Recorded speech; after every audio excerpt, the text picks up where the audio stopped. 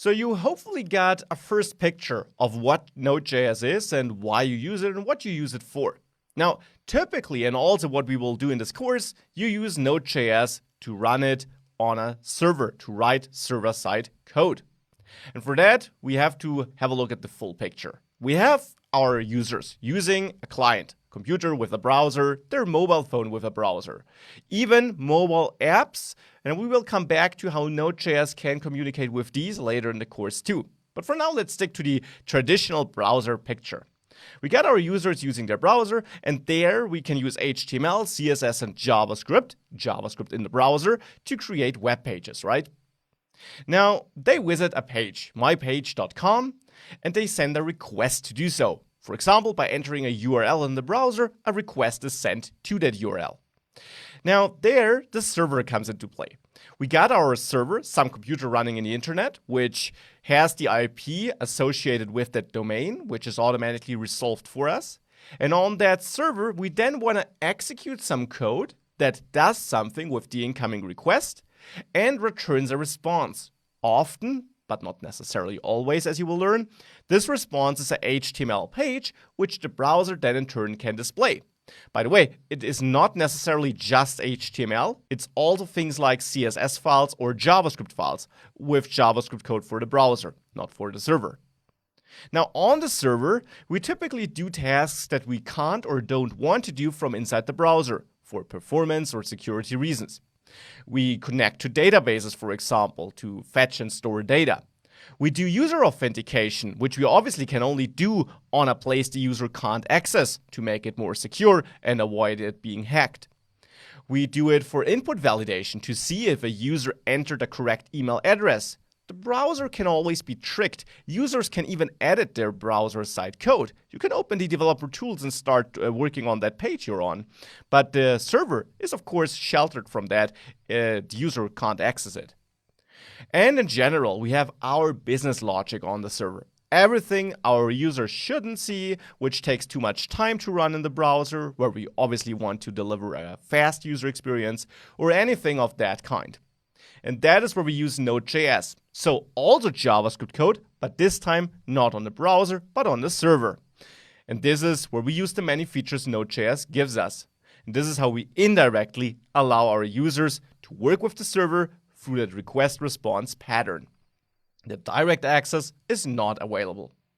So this is how we will use Node.js in this course also. We will use it to write code on the server that returns data our users, our clients, can work with. Now, one important side note at this point of time.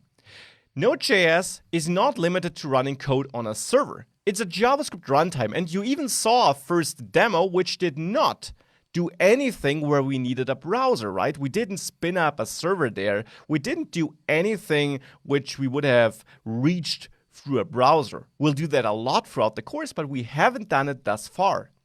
Because it's just a JavaScript runtime, we can execute any JavaScript code with Node.js, and often that is code that runs on a server and is executed upon incoming requests, but you also often use Node.js for other code, for example, for local utility scripts or build tools. If you worked with, let's say, React or Angular or Vue or anything of that kind, you actually used Node.js indirectly a lot for all the build processes these languages or frameworks needed.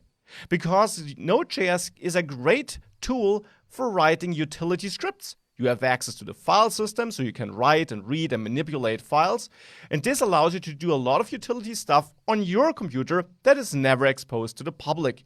And I just want you to know that, and I'll even have a section in this course where I dive a little bit more in such build tools and non-server-side language usages of Node.js.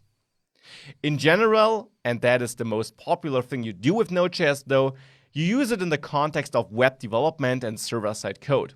So you use it to run a server, and actually, and that is an important difference to PHP, for example, with Node.js, you don't just write the code that is running on your server, you also write the server yourself. So the code that takes the incoming requests and routes them to your, other code. In PHP, you have extra tools like Apache or Nginx, which run the servers, which listen to incoming requests and then execute your PHP code.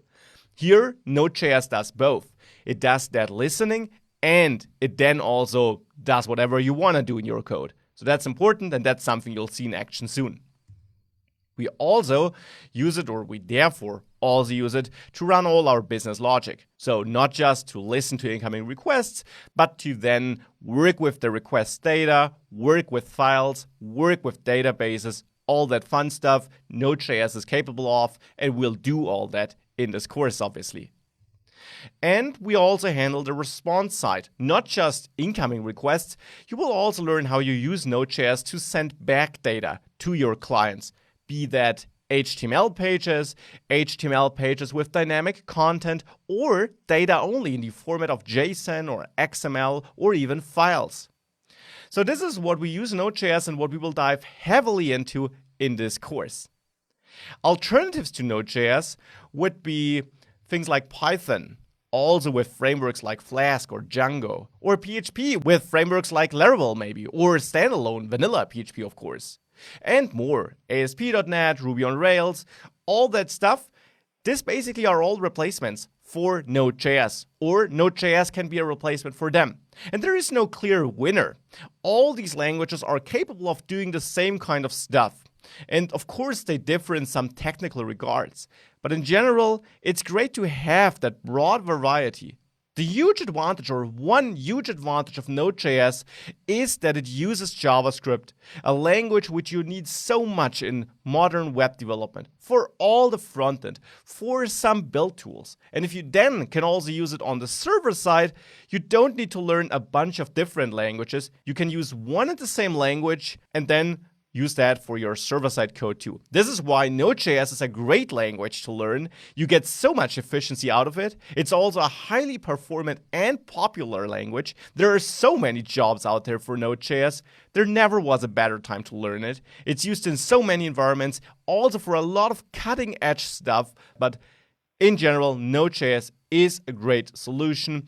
It's trending, it's fast, it's efficient, and it makes sure that you only need to learn one language to write all the code you need in a modern web application.